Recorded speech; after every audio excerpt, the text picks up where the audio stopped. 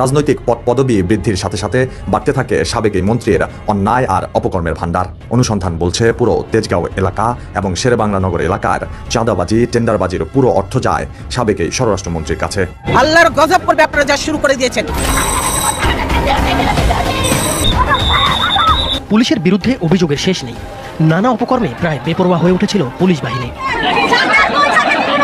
দলীয় ক্যাডার হিসেবেও ব্যবহার করতে দেখা গেছে পুলিশ বাহিনীকে।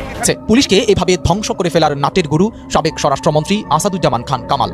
ধরা খেল স্বরাষ্ট্রমন্ত্রী আসাদুজ্জামান। ১.৫ দশকে পুলিশ বাহিনীতে এতটাই দলীয়করণ হয়েছে যে অনেকেই বলছেন বাহিনীটি হয়ে গেছে আওয়ামী লীগের বি টিম। কতিপয় পদস্থ কর্মকর্তার নানাবিধ অপকর্ম, মানবাধিকার লঙ্ঘন আর চাঁদাবাজির কারণে পুলিশ প্রশাসন রীতিমতো ভেঙে পড়েছে। পুলিশকে এভাবে ধ্বংস করে ফেলার নাটের গুরু সাবেক স্বরাষ্ট্রমন্ত্রী আসাদুজ্জামান খান কামাল। অনুসন্ধানে বেরিয়ে এসেছে গা শির ওঠা তথ্য। শুধু দলীয়করণ নয়, পুলিশের পদস্থ কর্মকর্তারা যে চাঁদাবাজি করতেন কিংবা দুর্নীতির মাধ্যমে কোটি কোটি টাকা হাতিয়ে নিতেন, সেখান থেকে একটা নির্দিষ্ট অংশ দিতে হতো সাবেক স্বরাষ্ট্রমন্ত্রী কামালকে। বস্তায় ভরে সেই চাঁদার ভাগের টাকা বুঝে নিতেন স্বরাষ্ট্রমন্ত্রীর লোকজন। যে পুলিশ কর্মকর্তা যত বেশি চাঁদা দিতে পারতেন তাকে ততটা বাহবা আর অপকর্মের সুযোগ দিতেন সাবেক স্বরাষ্ট্রমন্ত্রী আসাদুজ্জামান খান কামাল। পুলিশের অবৈধ আয়ের একটি অন্যতম বড় উৎস ছিল মামলাবাজি। প্রায় নিয়মিত বিরতিতে দায়ের করা হতো গায়েবী মামলা। সেই মামলাগুলোর মাধ্যমে বিরোধী দলীয় নেতাকর্মী কিংবা নিরীহ মানুষকে হয়রানি করা হতো। হয়রানি বন্ধ করার শর্তে দাবি করা হতো মোটা অঙ্কের টাকা। সেই টাকার নির্দিষ্ট অংশ পুলিশের হাত হয়ে আসত স্বরাষ্ট্রমন্ত্রী আসাদুজ্জামান খান কামালের কাছেও। এভাবে পুলিশের সব অপকর্মের মাস্টার মাইন্ড হয়ে পড়েন সাবেক এই স্বরাষ্ট্রমন্ত্রী। পুলিশের কিছু কর্মকর্তা নিজ থেকেই অতি উৎসাহী হয়ে বিরোধী দলের ওপর দমন পীড়ন চালাতেন। আবার স্বরাষ্ট্রমন্ত্রী কামালের নির্দেশে বাধ্য হয়ে এসব করতেন অনেকেই। দুর্নীতি পুলিশ বাহিনীকে এমনভাবে গ্রাস করেছিল যে সবকিছু জানার পরও নাটের গুরু আসাদুজ্জামান খান কামালের বিরুদ্ধে টু শব্দটিও করার সুযোগ ছিল না। এই প্রক্রিয়ায় পুরো পুলিশ বাহিনীকে কবজা করতে কয়েকজন জ্যেষ্ঠ কর্মকর্তাকে সবসময় হাতের মুঠোয় রাখতেন সাবেক স্বরাষ্ট্রমন্ত্রী। এর মধ্যে অন্যতম ছিলেন ডিবির সাবেক প্রধান হারুনুর রশিদ। তাকে প্রিন্স বলে ডাকতেন স্বরাষ্ট্রমন্ত্রী আসাদুজ্জামান। তার অপকর্মের আরও 2 সহযোগী ছিলেন পুলিশের সাবেক মহাপরিদর্শক বেনজির আহমেদ ও নারায়ণগঞ্জের পুলিশ সুপার গোলাম মোস্তফা রাসেল।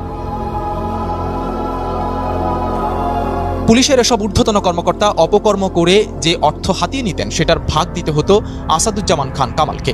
এভাবে ফ্রি লাইসেন্স পেয়ে আরও জোরে সোরে অপকর্ম চালাতেন পুলিশ কর্মকর্তারা। সব দেখে শুনে পুলিশের অধস্থন কর্মকর্তারা ক্ষুব্ধ হলেও এ নিয়ে মুখ খোলার উপায় ছিল না। এখন সরকার পরিবর্তন হওয়ায় জুনিয়র অফিসাররা মুখ খুলতে শুরু করেছেন। সংশ্লিষ্টরা বলছেন, আওয়ামী লীগ ক্ষমতায় থাকাকালে কিছু কর্মকর্তার হাতে পুলিশ বাহিনী জিম্মি হয়ে পড়েছিল। দুর্নীতি অনিয়মের মাধ্যমে তারা প্রচুর অর্থ সম্পদের মালিক হয়েছেন। ক্ষমতার অপব্যবহার করে পুরো বাহিনীকে জনগণের মুখোমুখি দাঁড় করিয়ে দিয়েছেন। পুলিশকে এই পরিস্থিতিতে নিয়ে আসার ক্ষেত্রে সবচেয়ে বেশি দায় যার, তার নাম আসাদুজ্জামান খান কামাল। পুলিশের বিরুদ্ধে অভিযোগের শেষ নেই। নানা অপকর্মে প্রায় বেপরোয়া হয়ে উঠেছিল পুলিশ বাহিনী। দলীয় ক্যাডার হিসেবেও ব্যবহার করতে দেখা গেছে পুলিশ বাহিনীকে। এবারের কোটা সংস্কার আন্দোলনে প্রাণ হারিয়েছেন অন্তত ৪২ জন পুলিশ সদস্য। আহত হয়েছেন অনেকে। মনোবল ভেঙে পড়েছে পুলিশ বাহিনীর। পালিয়ে আছেন অনেক কর্মকর্তা। তবে এবার আমূল পরিবর্তন হতে চলেছে পুলিশ বাহিনীর। পরিবর্তন হবে পুলিশের ইউনিফর্ম, লোগো। তৈরি হবে স্বাধীন একটি কমিশন। রাজনৈতিকভাবে আর ব্যবহার করা যাবে না পুলিশকে। বন্ধ হবে ঘুষ, দুর্নীতি। বর্তমানে বাংলাদেশে মোট পুলিশ সদস্য আছে 2,13,000 জন। এর মধ্যে গত 15 বছরের আওয়ামী লীগ সরকারের আমলে শুধু কনস্টেবল নিয়োগ হয়েছে 1,05,925 জন। উপপরিদর্শক বা এসআই নিয়োগ হয়েছে 11,500। অর্থাৎ মাঠ পর্যায়ের পুলিশ সদস্যদের অর্ধেকের বেশি নিয়োগ পেয়েছেন শেখ হাসিনা সরকারের 15 বছরে। অভিযোগ রয়েছে নিয়োগপ্রাপ্ত পুলিশ সদস্যদের বড় অংশ রাজনৈতিক বিবেচনায় নিয়োগ পেয়েছেন। এছাড়া অনেকের নিয়োগ হয়েছে স্বজনপ্রীতি ও অর্থ লেনদেনের মাধ্যমে। এক্ষেত্রেও নিয়োগের আগে পুলিশ তদন্তের মাধ্যমে রাজনৈতিক পরিচয় খতিয়ে দেখা হয়েছে। রাজধানী সহ দেশের বিভিন্ন এলাকায় প্রায় প্রতিদিনই চাঁদাবাজি, ধর্ষণ, মাদক ব্যবসা, অপহরণ, খুন, ছিনতাই, নির্যাতনে আটক করে ভয় দেখিয়ে অর্থ আদায়, মিথ্যা মামলায় ফাঁসিয়ে দেওয়া সহ প্রচুর অভিযোগ রয়েছে পুলিশের নামে। এই যে পকেটে ঢুকেছে এছাড়া 2014 সালের নির্বাচনের আগে বিরোধী দলের আন্দোলন দমন এবং রাতের ভোট হিসেবে পরিচিতি পাওয়া 2018 সালের জাতীয় নির্বাচনে পুলিশের উল্লেখযোগ্য ভূমিকা ছিল। 2014 সালের ভোটের আগেও আন্দোলন দমন ও গায়েবী মামলা দিয়ে বিরোধী দলকে হয়রানির ক্ষেত্রেও পুলিশ মুখ্য ভূমিকা পালন করে। সর্বশেষ ছাত্র আন্দোলনে সরকারের হয়ে সামনে থেকে নেতৃত্ব দিয়েছে পুলিশ। অতিরিক্ত শক্তি প্রয়োগের ক্ষেত্রেও গত 15 বছরে নিয়োগ পাওয়া পুলিশ সদস্যদের একটি অংশকে অতি উৎসাহী ভূমিকায় দেখা গেছে। পুলিশ বাহিনীর এমন ভঙ্গুর পরিস্থিতির মূল কারণ হিসেবে দেখা হচ্ছে এই বাহিনীকে অতিরিক্ত দলীয়করণ এবং দমন পীড়নের হাতিয়ার হিসেবে ব্যবহার করা। এছাড়া রাজনৈতিক স্বজনপ্রীতি এবং ঘুষের মাধ্যমে নিয়োগের কারণেও পুলিশের পেশাদারিত্ব ধ্বংস হয়েছে। ছাত্র জনতার আন্দোলনের মুখে শেখ হাসিনা সরকারের পতনের পর ভেঙে পড়েছে পুলিশের চেইন অফ কমান্ড। হামলা, অগ্নিসংযোগ ও আতঙ্কে টানা 3 দিন পুলিশের সব ধরনের কার্যক্রম বন্ধ ছিল। তবে গত শনিবার পর্যন্ত দেশের 639টি থানার মধ্যে 538টি থানায় কার্যক্রম শুরু হয়েছে। অধিকাংশ থানায় কাজ চলছে সীমিত পরিসরে। এখনও নিরাপত্তাহীনতায় ভুগছেন অনেক সদস্য, আত্মগোপনে আছেন অনেক কর্মকর্তা। এমন পরিস্থিতিতে পুলিশের বিভিন্ন পর্যায়ের সদস্যদের মধ্যে তীব্র ক্ষোভ বিরাজ করছে।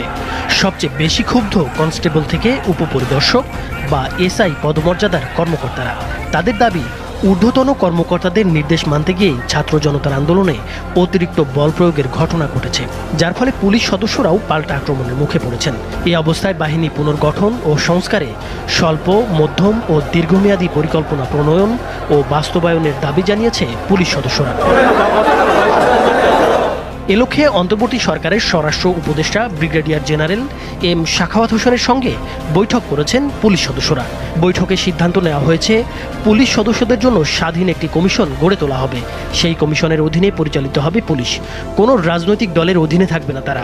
পুলিশকে যেন রাজনৈতিকভাবে ব্যবহার না করা হয় সেটা নিশ্চিত করা হবে। এছাড়া এই পোশাকে পুলিশ আর কাজ করতে চাইছে না। সদ্য সাবেক প্রধানমন্ত্রী এবং আওয়ামী লীগের সভানেত্রী শেখ হাসিনার পুত্র জনাব সজীব ওয়াজেদ জয় তিনি ঘোষণা দিয়েছেন তিনি রাজনীতিতে আসতে চান এবং আসবেন, এবং খুব দ্রুতই আসবেন। তো এটি নিয়ে বাংলাদেশে ব্যাপক আলোচনা হচ্ছে, সমালোচনা হচ্ছে। তার যারা প্রতিপক্ষ তারা তাকে নানাভাবে সমালোচনা করার চেষ্টা করছেন। এবং 5 তারিখ থেকে এ পর্যন্ত তিনি যে কয়বারই ভিডিও বার্তা দিয়েছেন, যে কয়বার তিনি বিভিন্ন টেলিভিশন থেকে শুরু করে গণমাধ্যম, সামাজিক মাধ্যম, ইন্টারনেট যে প্রোটোকলগুলো রয়েছে, তারপর বিশ্বনামকরা পত্র পত্রিকা এবং সেখানে ডয়েস ভেলে অন্য যে আন্তর্জাতিক গণমাধ্যমে যে সাক্ষাৎকারগুলো দিয়েছেন, তো সব ক্ষেত্রে তার কথাবার্তাগুলোর কোনো ধারাবাহিকতা ছিল না। কিন্তু এখানে আমি খুব আশ্চর্য হয়েছি যে তিনি যে বক্তব্যগুলো দিয়েছেন গতকাল, তার চেয়ে আজকের বক্তব্যটি অনেক অনেক ভালো হয়েছে, বা পরবর্তী অর্থাৎ একটার চেয়ে পরবর্তী বক্তব্যগুলো গোছালো হয়েছে, স্থিতিশীল হয়েছে, স্টেডি হয়েছে। এবং তিনি খুব দ্রুত অনেকগুলো সিদ্ধান্ত তিনি নিতে পেরেছেন। বিশেষ করে বিএনপির বিষয়ে, খালেদা জিয়ার বিষয়ে তিনি যে বক্তব্যগুলো দিয়েছেন, এগুলো নিয়ে যথেষ্ট ইতিবাচক আলাপ আলোচনা হচ্ছে। আর তিনি আওয়ামী লীগের ভুল ভ্রান্তি, তার মায়ের কর্মকাণ্ড, তারপর প্রশাসনের অনেকগুলো বিষয় যেগুলো তিনি নিয়ন্ত্রণ করতে পারেনি, যেগুলো আমরা যখন মাননীয় প্রধানমন্ত্রী শেখ হাসিনা ক্ষমতায় ছিলেন আমরা কিন্তু বলেছি অনেকে যে শেখ হাসিনা আসলে দেশ চালাচ্ছেন না, আমলাতন্ত্র দেশ চালাচ্ছে এবং তাকে মূলত ব্যবহার করা হচ্ছে, তার নাম ব্যবহার করে যে যার মতো অপকর্ম করছে। তো সেদিক থেকে পুলিশের গুলি চালানো থেকে শুরু করে আরও অনেক কিছুকে জনাব সজীব ওয়াজেদ জয় তিনি দায়ী করেছেন স্বার্থান্বেষী পুলিশ কর্মকর্তাদের ব্যক্তিগত অভিলাষ হিসেবে, ব্যক্তিগত ক্রোধ হিসেবে। যেমন হারুন বিপ্লব এরা যে সকল কর্মকাণ্ড করেছে, কথাবার্তা বলেছে, বডি ল্যাঙ্গুয়েজ দেখিয়েছে। মেহেদি নামক একজন পুলিশ কর্তা ছিলেন, সে বিএনপি অফিসে গিয়ে বিভিন্ন সময় যে তাণ্ডব চালিয়েছে, এই বিষয়গুলোর সঙ্গে আমার কাছে কখনো মনে হয়নি যে শেখ হাসিনা তাদেরকে বলেছেন তোমরা এমন করো। কিন্তু এই কাজগুলো তারা করেছেন তাদের ব্যক্তিগত ক্রোধ থেকে বা নিজেকে হিরো প্রমাণ করার জন্য এবং বিএনপিকে ভয় দেখানোর জন্য। তো এজ এ হোল সব মিলিয়ে আজকের যে পরিণতিটা দাঁড়িয়েছে, এই পরিণতিতে তিনি যে তার ভুলগুলো বা তার দলের ভুলগুলো, তার মায়ের ভুলগুলো তিনি বুঝতে পেরেছেন, স্বীকার করছেন, এটি নিঃসন্দেহে একটি ইতিবাচক ঘটনা। দ্বিতীয়ত, তিনি রাজনীতিতে আসতে চাচ্ছেন, এটা আমার কাছে খুব আশ্চর্য ব্যাপার মনে হয়। কারণ হলো তিনি রাজনীতিতে আসবেন, এটা প্রধানমন্ত্রী কিন্তু 2009 সনে চেয়েছিলেন এবং প্রধানমন্ত্রী যে কয়জনকে দায়িত্ব দিয়েছিলেন তার মধ্যে আমি ছিলাম প্রধানতম। অর্থাৎ আমার নেতৃত্বে আমরা প্রায় 25 জনের মতো সংসদ সদস্য আমরা একাধিকবার বৈঠক করেছি যে জয়কে আমরা কি করে রাজনীতিতে আমাদের অন্তর্ভুক্ত করে তার সঙ্গে কাজ করে তাকে কি করে বাংলাদেশের যে চলমান রাজনীতি, সেই চলমান রাজনীতিতে তার যে নেতৃত্ব, সেই নেতৃত্ব প্রতিষ্ঠিত করা যায়। এটা আমরা 2009 সনে আমরা চেষ্টা করেছি, একাধিকবার বসেছি এবং শেষে আমরা এই জিনিসটি করার জন্য তাপসও ছিল সেখানে, ব্যারিস্টার তাপস। তো তাপস তখনও পর্যন্ত আজকে যে তাপসের দুর্নাম বদনাম, এটা 2009 সনে তাপসের ছিল না। হি ওয়াজ অ্যাবসলিউটলি এ জেন্টলম্যান, আমাদেরকে বড় ভাইয়ের মতোই শ্রদ্ধা করতেন, লিডার ডাকতেন। তো আমরা বললাম যে তাপস, যেহেতু তোমার শরীরে শেখ বংশের রক্ত আছে, তো কিছু কিছু বিষয় তোমাকে সামনে এগোতে হবে। কিন্তু তাপসও কিন্তু ওই সময়টিতে আর এগোতে চায়নি। তিনি সংসদ সদস্য হয়েছেন, তার কোনো অ্যাম্বিশন ছিল না। তিনি পরবর্তীতে এই বিভিন্ন গ্রুপের আইন উপদেশ হিসেবে কাজ করে তারপর ভালো ফি পেয়ে আয় করছেন, উপার্জন করছেন। এতেই 2009 সন পর্যন্ত তিনি হ্যাপি ছিলেন। তো 2009 সন পর্যন্ত তাপসকে আসলে ওর বাইরে আমরা নিতে পারিনি। আর পরশ তো প্রশ্ন আসে না, পরশ একেবারে অ্যাবসলিউটলি টিচার, একজন ভাবুক, একজন কবি মানুষ। এদেরকে পরবর্তীতে বিভিন্ন পরিবেশ পরিস্থিতির প্রেক্ষাপটে এরা রাজনীতির সামনে এসেছে, কিন্তু এদের মধ্যে কোনো রাজনৈতিক অভিলাষ 2009-10 সন পর্যন্ত ছিল না। এরপরে 2010 সনের দিকে আমরা গণভবনে একটা বৈঠকে আমরা বসি জয়ের সঙ্গে, এবং আমার যতটুকু মনে পড়ে সেই বৈঠকে নসরুল হামিদ বিপু ছিল, তারপরে শাহরিয়ার আলম ছিল, জুনায়েদ আহমেদ পলক ছিল, ইকবালুর রহিম ছিল, আমি ছিলাম। এই কজনের নাম আমার আপাতত মনে পড়ছে। আমরা অনেকক্ষণ জয়ের সঙ্গে বৈঠক করেছি, জয়কে বোঝানোর চেষ্টা করেছি, তারপরে রাজনীতিতে তার আসা উচিত এবং আমাদের সাথে সহযোগী করে কীভাবে কী করা যায় এই জিনিসগুলো আমরা চেষ্টা করেছি। কিন্তু জয়ের মধ্যে কোনো পলিটিক্যাল অ্যাম্বিশন ছিল না, তিনি কোনো অবস্থাতেই রাজনীতি করতে চাননি এবং তখন আগ্রহী ছিল না, একেবারে আগ্রহী ছিল না, ন্যূনতম আগ্রহ ছিল না। না থাকার কারণে কী হলো, আমি আর পরবর্তীতে কোনো উদ্যোগ গ্রহণ করিনি বা পরবর্তীতে তার ব্যাপারে কোনো আগ্রহ আর দেখাইনি। এর কিছুদিন পর দেখা গেল যে প্রধানমন্ত্রী চাইলেন যে আওয়ামী লীগের যে গবেষণা সেল সিআরআই, এটাকে তিনি আবার এটিকে পুনরুজ্জীবিত করতে চাইলেন। তো সেখানেও তারানা হালিম, বিপু, আমি, তারপরে প্রয়াত শাকিল, মাহবুল আলম শাকিল, আমরা সবাই সুদাসুদিনে বসলাম এটাকে আরও কী করে সুন্দর করা যায়, এবং সেটার কাজটা শুরু করে দিলাম আমরা সিআরআইতে। তো আওয়ামী লীগের সেই 2009-10 সনের এই কর্মকাণ্ডগুলোর সাথে আমি শুধু ছিলাম না, বলতে গেলে এটার পুরো প্রধানমন্ত্রীর নির্দেশে এই নেতৃত্বগুলো আমি দিয়েছিলাম। তো যাওয়ার পরবর্তীতে 2010 সনের পর আমি নিজেই বিভিন্ন কারণে ফ্রাস্ট্রেটেড হয়ে এদের থেকে একটু দূরে থাকি। এই আমার এলাকাতে, নির্বাচনী এলাকাতে অনেক সমস্যা হলো, প্রধানমন্ত্রীর কাছে আমার বিরুদ্ধে অনেকে নালিশ করা শুরু করলে, বেয়াদবি করে, তারপরে জামাত থেকে আসছে, শিবির করতো, এবং প্রধানমন্ত্রী নিজে অনেকটা কনফিউজড হয়ে গেলেন। তো যাই হোক, এরপর তখন থেকে আমার প্রধানমন্ত্রীকে আমার ভয় হতে লাগলো, আমি তার সামনে যাওয়া বন্ধ করে দিলাম। এর কারণ হলো যে প্রধানমন্ত্রীর অনেক ভালো ভালো গুণাবলী ছিল, তার মধ্যে মন্দ গুণাবলী হলো তিনি একেবারে চোখে মুখে মানুষকে অপমান করতেন, যা মুখে আসে তাই বলতেন, এই তোমাকে রাস্তা থেকে তুলে নিয়ে আসছে, আরও অনেক বাজে কথা। এবং এখানে তার কাছে আমি, তুফাইল আহমেদ, আব্দুর রাজ্জাক, এগুলো খুব ম্যাটার করতো না, তিনি মুখে যা আসে সেই একই কথা তিনি বলে দিতেন সবাইকে একেবারে নির্বিচারে। তো এই কারণে আমার সবসময় ভয় হতো যে সবার সামনে যদি আমাকে একটা বাজে কথা বলে ফেলে তাহলে আমার কি হবে। 2 নম্বর হলো যে আমার একটা বদভ্যাস হলো, আমাকে যদি কেউ কোনো কথা বলে আমি উত্তর না দিয়ে থাকতে পারি না, একেবারে ছোটকাল থেকেই।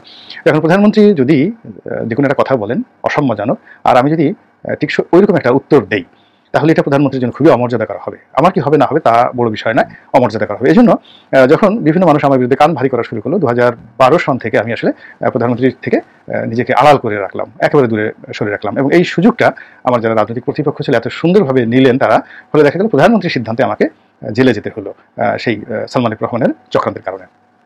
তো যাই হোক, সেই সময়টিতে আমি দেখেছি যে জয় রাজনীতি করা তার ইচ্ছা ছিল, এবং তিনি মেধাবী, যথেষ্ট মেধাবী, একেবারে বাই বর্ণ ভদ্রলোক, মানে ভালো মতো বাংলা বলতে পারেন না, একেবারে ভদ্রলোক, কোনো সন্দেহ নেই। তার অন্যান্য বদনাম যেগুলো এখন আপনারা শুনছেন, পলকের সাথে তার সম্পর্ক, শাহরিয়ার সাথে তার সম্পর্ক, বিপুর সাথে তার সম্পর্ক, দুর্নীতি ঠুনীতি যা কিছু, এগুলো সব কিন্তু আমি একেবারে সাক্ষ্য দিয়ে বলছি 2012 সনের পরের ঘটনা। 2012 সন পর্যন্ত এই জিনিসগুলো জয়ের ধারে কাছে কেউ যেতে পারেনি, ধারে কাছে যেতে পারেনি। এবং 2012 সন পর্যন্ত আমি শেখ রেহানাকে দেখেছি যে তার সঙ্গে কোনো রাজনৈতিক নেতার কখনো কথা হয়নি। একবার সেই সৈয়দ আবুল হোসেন মানে বলেছিল যে শেখ রেহানার হাজব্যান্ড তার বন্ধু, এরকম একটা কথা।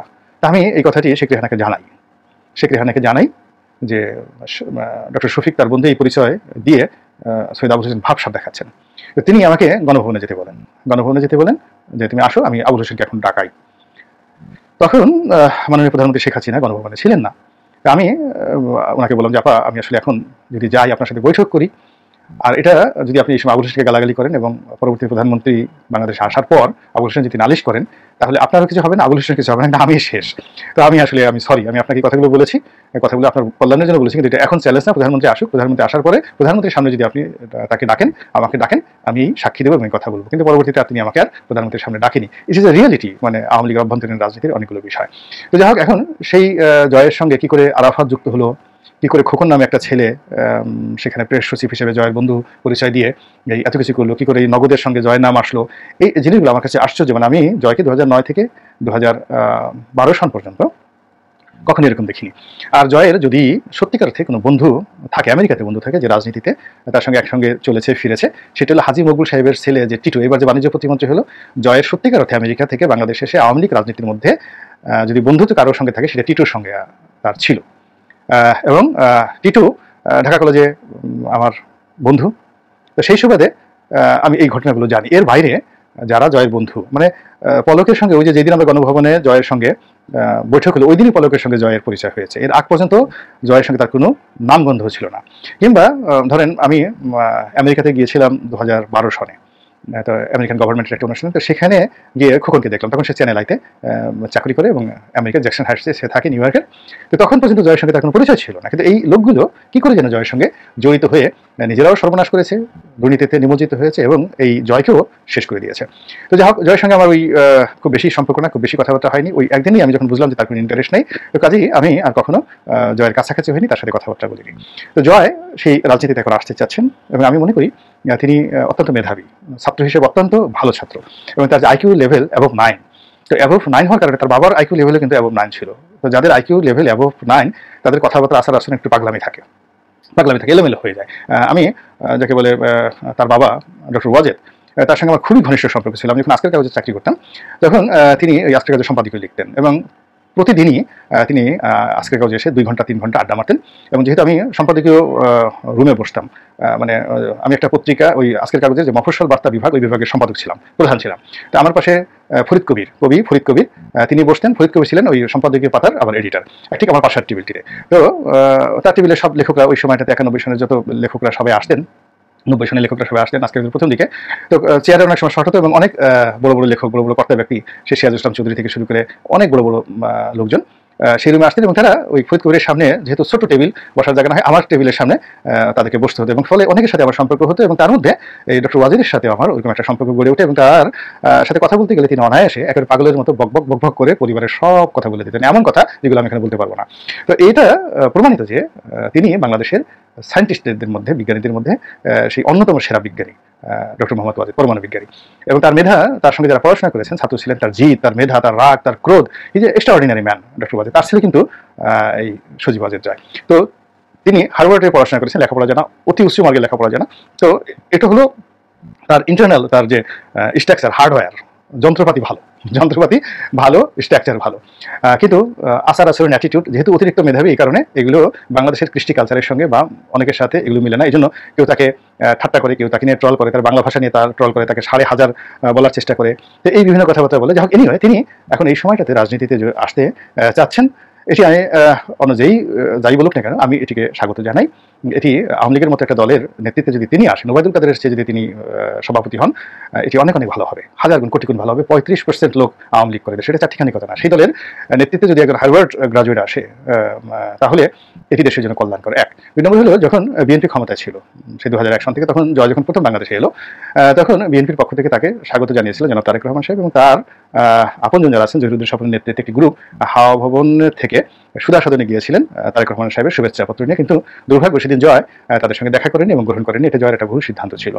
তো একইভাবে এখন জয় তারেক রহমানের বন্ধুত্ব চাচ্ছেন, তারেক রহমানের স্বীকৃতি চাচ্ছেন, বিএনপির সহযোগিতা চাচ্ছেন এবং তিনি রাজনীতি করার জন্য বিএনপির সঙ্গে সমঝোতা করতে চাচ্ছেন এবং তাদের যে ভুল এবং ভ্রান্তিগুলো রয়েছে সেই জায়গাগুলোতে তারা বসতে চাচ্ছেন। অর্থাৎ জয় বঙ্গবন্ধুর স্বীকৃতি চাচ্ছেন বিএনপির কাছ থেকে, আর বিএনপির যেটা কাঙ্ক্ষিত বা ইস্পিত যে লক্ষ্য, জিয়াউর রহমানের স্বীকৃতি আওয়ামী লীগের নিকট থেকে আদায় করা, সেটিও সম্ভবত জয় এখন তার দলের মাধ্যমে দিতে চাচ্ছে। তো এই বিষয়টি এখন জনাব তারেক রহমান তার সুসময় তিনি এটা গ্রহণ কিভাবে করবেন এটি তার ব্যাপার। আলহামদুলিল্লাহ। প্রিয় দেশবাসী, শুরু থেকে শেষ পর্যন্ত যারা এই ভিডিওটি দেখেছেন সকলকে জানাই অসংখ্য ধন্যবাদ। যারা এরকম নিউজ ভিডিও পেতে পছন্দ করেন তারা অবশ্যই এই চ্যানেলটি সাবস্ক্রাইব করে পাশে থাকা বেল আইকনটি বাজিয়ে দিবেন। যারা এখন এই ভিডিওটি শেয়ার করেননি, এই ভিডিওটি দ্রুত শেয়ার করে সকলকে দেখার সুযোগ করে দিন। আজকের মতন এই পর্যন্ত, দেখা হচ্ছে পরবর্তী কোনো ভিডিও নিয়ে ইনশাল্লাহ।